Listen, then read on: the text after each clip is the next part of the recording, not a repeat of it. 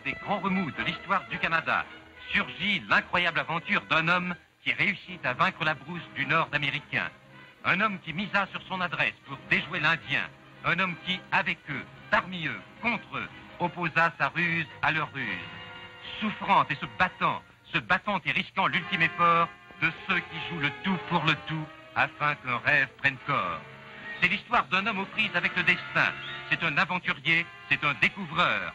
Coureur des bois, trafiquant avec le sauvage, il déchira le voile qui enveloppait le grand nord-ouest. Voici Radisson. L'incroyable mais réelle histoire d'un grand pionnier canadien.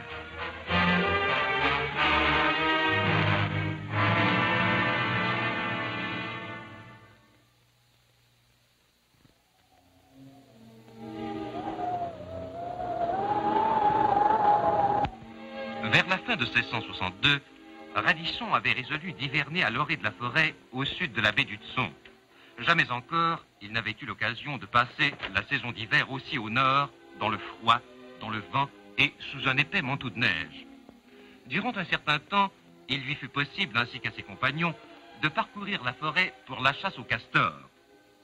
Mais un jour, une violente tempête les obligèrent à se réfugier dans la hutte. Durant des jours et des jours, prisonniers de la forêt, tapis dans leur sommaire habitation, il ne leur restait plus qu'à laisser passer la bourrasque qui secouait les arbres nus en sifflant dans la désolation d'alentour sa lugubre chanson.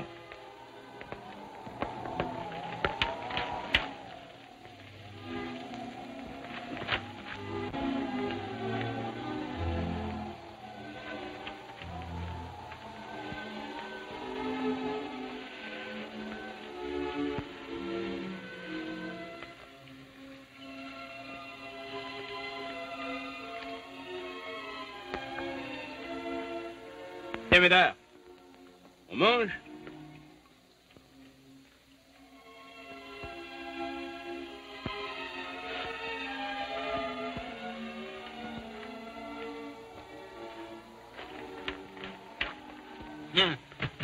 Mon cher Médard veut bien se mettre à table? Oh. Attendez-vous que je vous serve? Allez, grouillez-vous et prenez votre part. Monahi. Bande de paresseux. Un peu plus, il faudrait les servir comme des enfants. C'est ce qui ne va pas, Pierre. C'est ce bougre de mauvais temps qui nous paralyse ici. L'inaction finit par leur enlever même l'envie de bouger le petit doigt.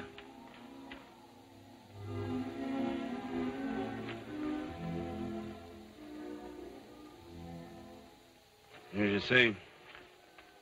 C'est ras de mal en pis, Médard, puisque l'hiver ne fait que commencer.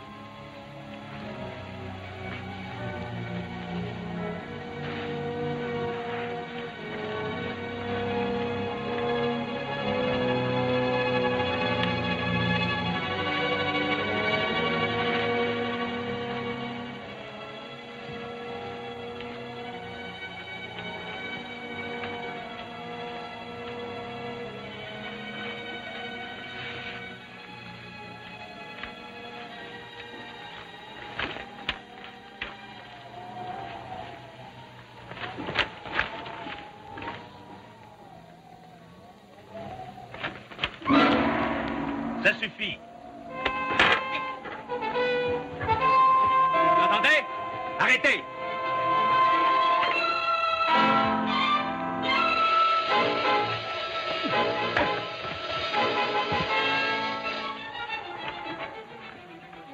Maintenant, écoutez-moi.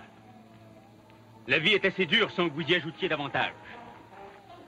Nous avons de supporter le vent, la neige, le froid. C'est assez.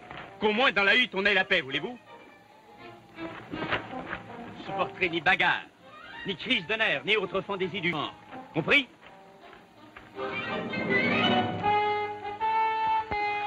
Jacques, tu es leur chef. Tu es responsable de leur conduite.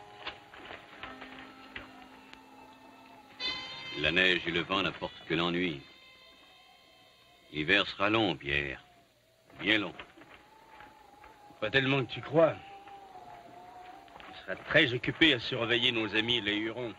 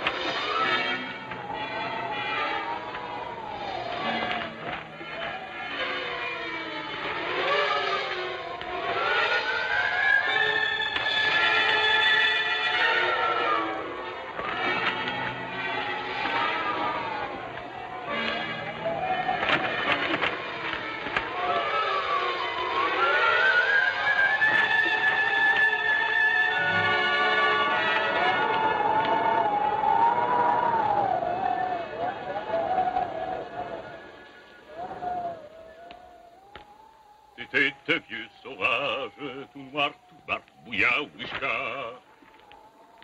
Avec sa vieille couverte et sa blague à tabac, Wishka. Oh, tanawish, tanaga, Wishka. Avec sa vieille couverte et sa blague à tabac, Wishka.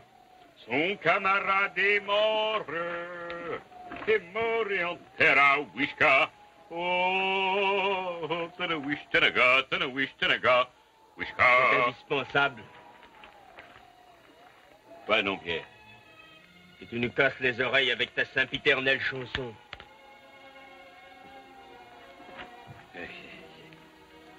N'est pas indispensable.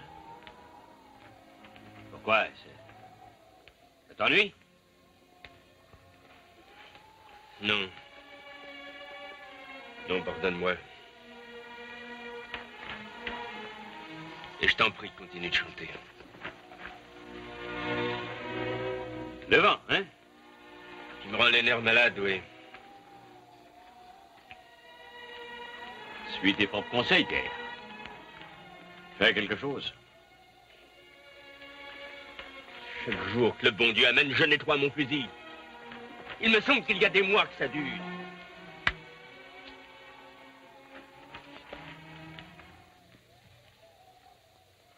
Alors, fais quelque chose comme ça, tiens. Qu'est-ce donc? Une poupée? Oui, mais bien spécial. C'est le gouverneur des Trois-Rivières. Mais pourquoi le gouverneur?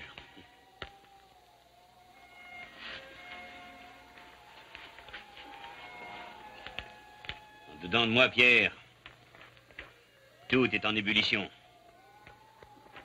Mes pensées se bousculent. Mon cœur bat la charge. Dedans de moi, Pierre, tout est désagréable. J'ai envie de crier et de faire une colère, même contre toi. Une telle explosion de ma part équivaudrait à une charge de poudre à canon qui ferait sauter la hutte. Faut pas. Tout le monde en souffrirait. Faut pas. Alors je me suis dit, oublions ceux qui m'entourent. Sur la terre entière, quelle est la personne que je déteste le plus? Le gouverneur des Trois-Rivières. C'est pourquoi je fais sa tête, son corps, sa personne. Ça me soulage de le creuser comme ça.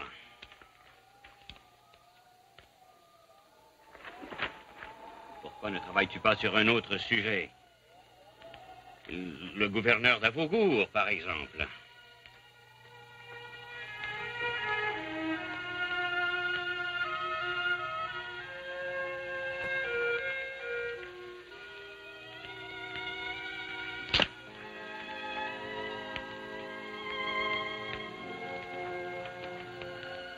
Recommence, Pierre.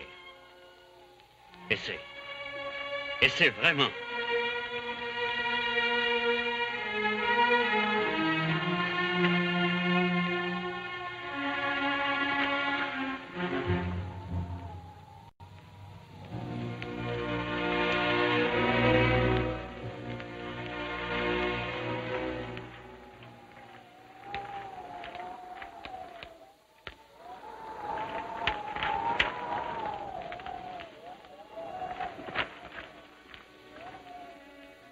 Médard.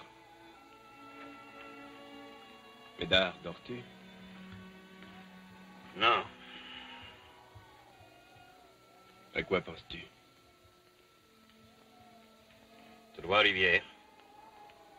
Et comme les emprunts de la neige. Tu peux supporter, Médard, d'être là étendu, avec dans la tête le bruit du vin, tous les silences de la forêt. Tu peux supporter eux, leurs odeurs, moi, mon sale caractère, le vent, leurs odeurs, mes rages.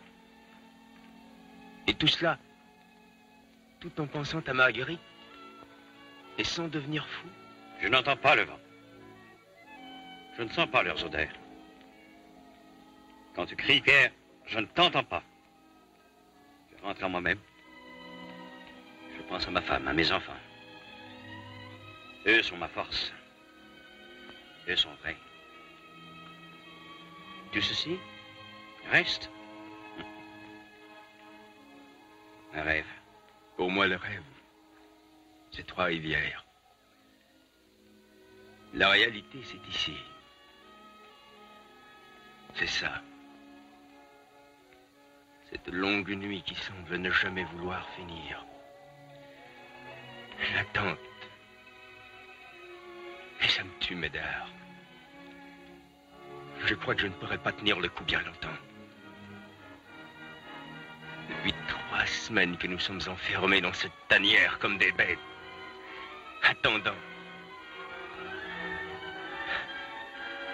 Je sens que je glisse, Médard, et que je perds pied.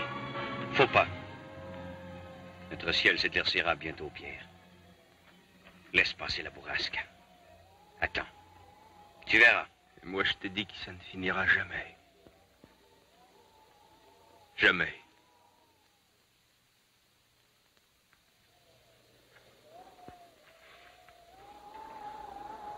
Voilà.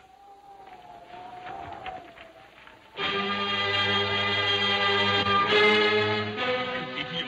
Pourquoi ne pas faire attention et regarder où tu vas? Hé, Pierre, laisse-le tranquille, c'est pas sa faute à lui. Pourquoi ne pas regarder où on l'a fait tomber? Bouge pas, Pierre. Je vais régler ça, moi. Debout! Allez, debout! Ce que tu essayes de faire. Allons, parle! Je te préviens, mon ami. Je commence encore une fois. Et ce sera ton dernier petit jeu sur la terre.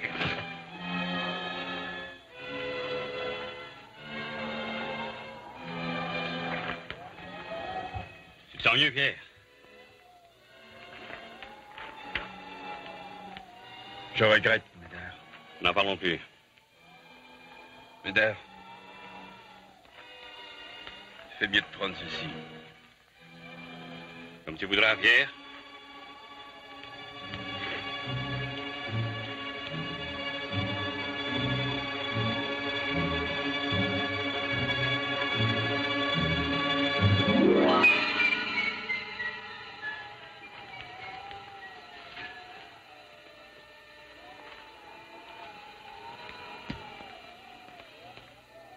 Vos armes, tout ce que vous avez, déposez-les là.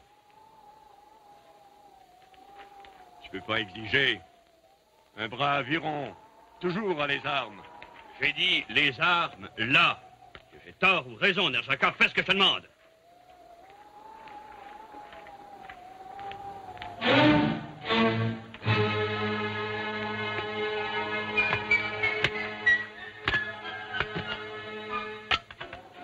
Nerjaka, il y a quelque temps, Monsieur Radisson t'a dit: tu es responsable des actes de ceux qui sont sous tes ordres. Il est évident que tu n'as aucune autorité sur eux. Donc, à l'avenir, vous tous, tout le monde, c'est à moi que vous obéirez.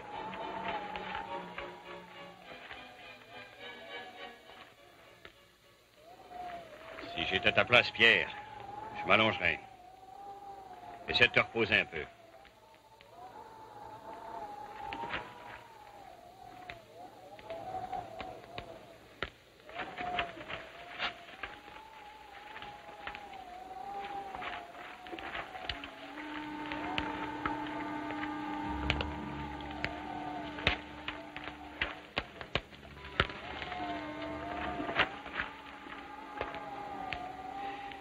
Viens, Pierre.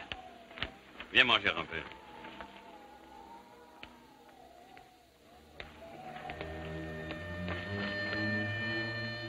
Ça te fera grand bien.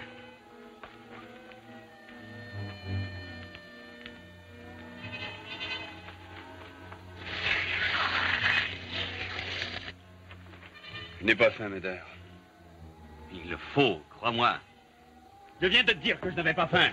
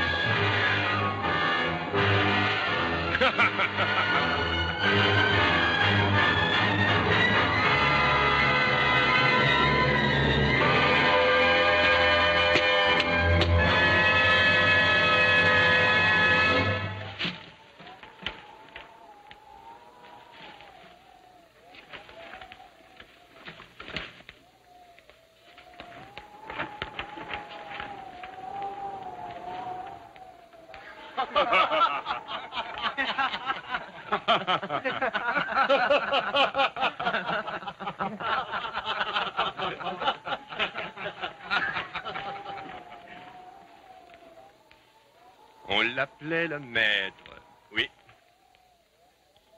C'est lui qui disait de vivre en paix ensemble. Pas de bagarre, il disait. Pas de crise. Pas de fantaisie, toujours il disait. Lui, hein, avec les femmes et les enfants, lui. Pas ici, comme le maître. Vous devez être fiers de vous, n'est-ce pas? Quelle belle victoire pour les Hurons. Vous avez brisé Radisson. Compliment.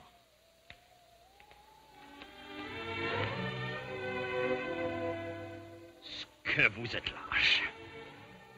Lâche et ingrat.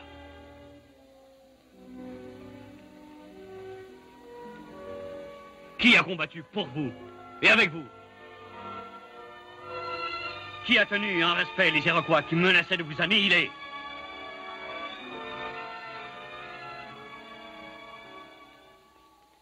Qui vous a nourri pendant que vous étiez menacé de famine? Qui? Lui. Lui!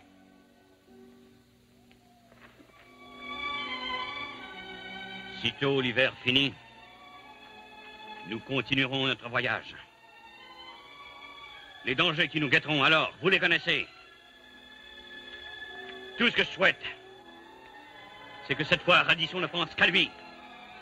Que jamais il ne lève même le doigt pour vous défendre ou vous protéger. Parce que vous êtes des voyous et des lâches, indignes de sa protection.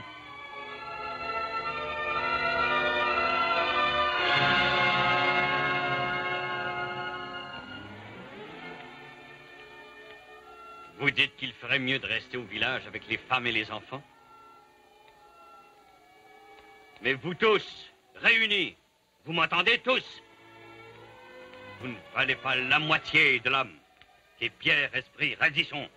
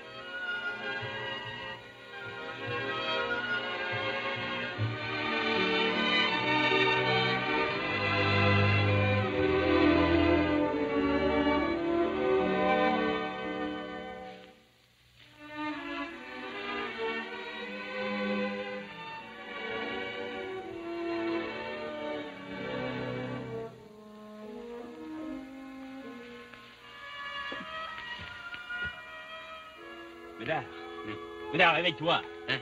Quoi, Pierre? C'est fini, Médard. Il ne neige plus. Viens voir dehors. Viens voir toi-même. Hé, j'y vais.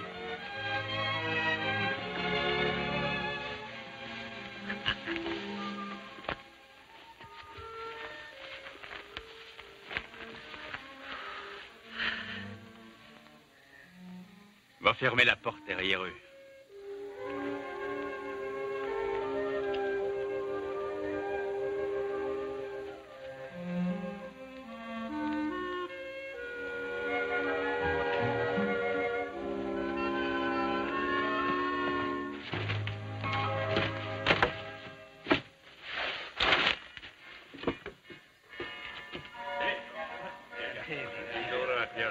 Voyez, mes amis, cet espace, tout cet espace. Dans la hutte, il n'y en avait point, il faisait chaud. Ici, nous avons de l'espace, il fait froid. Je vais vous montrer comment vous réchauffer.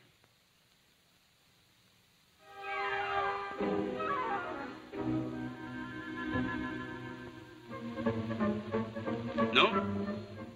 Vous ne voulez pas vous réchauffer un par un? C'est bien. Nous allons tous nous réchauffer ensemble.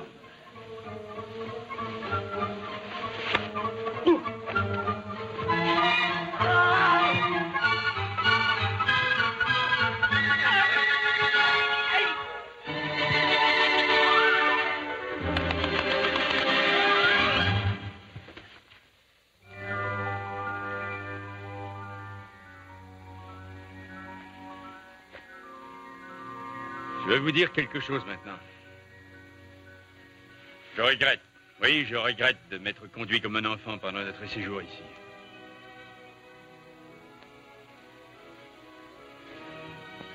Aussi, tous, on regrette, maître. Beaucoup. Faut pardonner.